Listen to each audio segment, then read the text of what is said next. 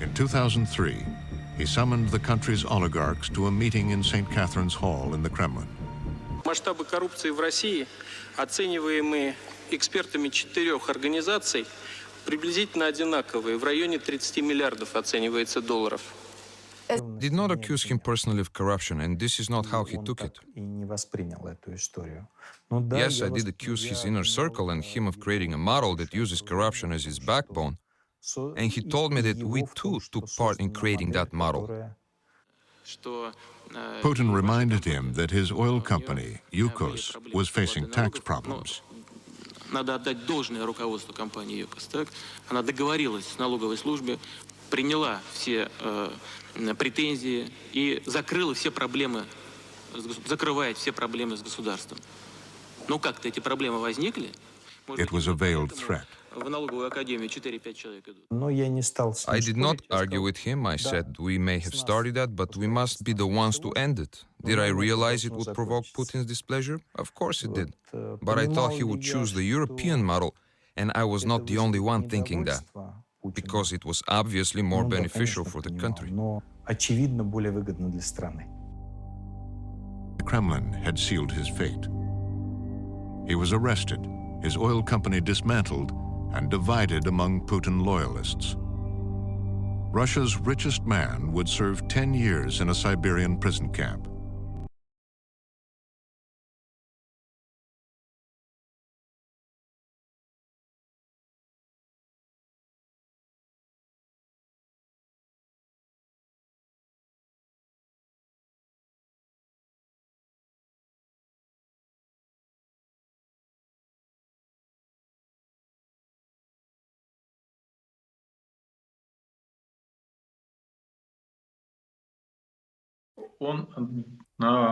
Putin достаточно опасен, но Well, we have to understand that Putin is sufficiently dangerous, and yet he's not suicidal. He can use mass destruction weapons, but only if he knows that he'll go unpunished. Putin will never use nuclear weapons unless he knows he's in safety. And once he's been convinced that, yes, you're safe, then obviously that just triggers him towards that.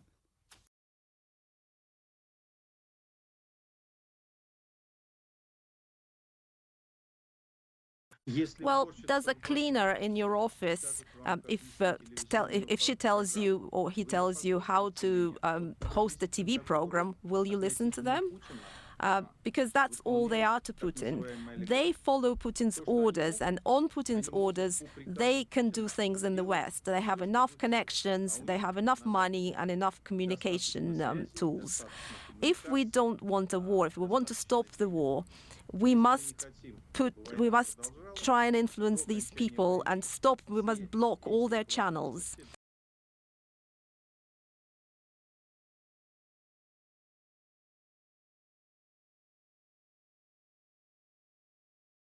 Well, I believe that actually these negotiations are so far fake in their nature, and they can only be real when Putin can feel that he might either lose in Ukraine or if Ukraine capitulates. And obviously, this may not be possible so far because of Ukrainians' courage and support from the West, and also if the no-fly zone is provided. But as of now, but for sure, this cannot be facilitated with the help of Abramovich's efforts. Но не усилиями Абрамовича.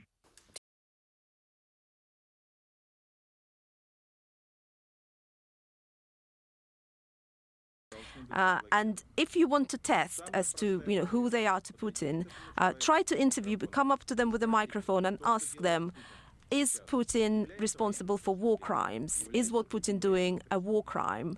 And judging by this person's public response, you will know who they are to Putin. Подвержен или не подвержен влиянию Путина.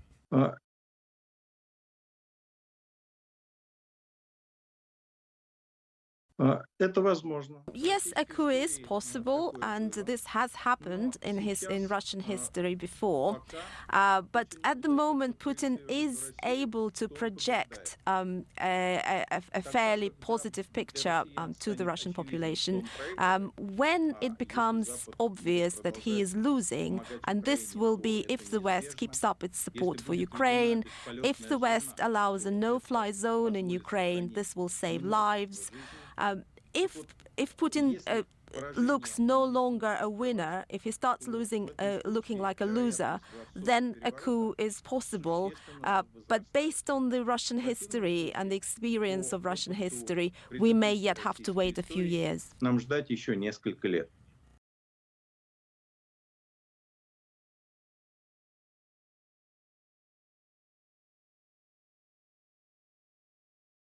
Я думаю, что западные лидеры повторяют. Well, I believe that actually what we are seeing now is that Western leaders are repeating the same mistake that their predecessors committed years ago with Hitler, when Hitler was very vulnerable back then, when he tried to invade Europe. And that's what his accomplices did admit during the Nuremberg tribunal. However, what we know is that Western leaders kept saying that they were afraid to aggravate Hitler, and they thought, well, if we are not showing any resistance, then eventually he'll stop. However, that mistake has cost hundreds of millions human lives. Hundreds of millions human lives were lost, and the same mistake is being committed now.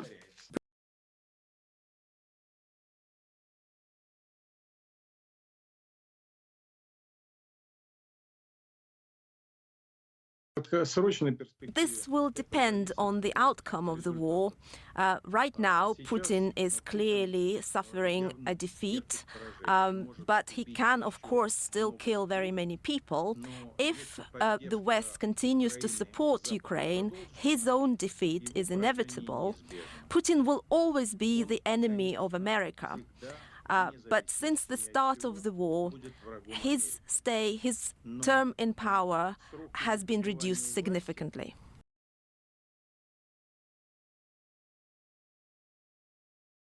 So the blow to the financial system has been enormous, and it is being felt. But at the moment, only 70% of the cash flows have been blocked. We need to block the remaining 30%. If we want to stop Putin, there must be no exceptions.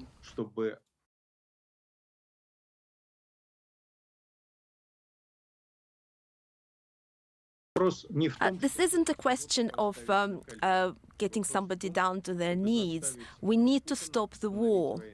If we want to stop the war, then all the bank accounts of Russia must be frozen. All of Putin's bankers must be blocked. This needs to stop. Even if I've never advocated sanctions against Russia as a whole, but the financial flows need to stop.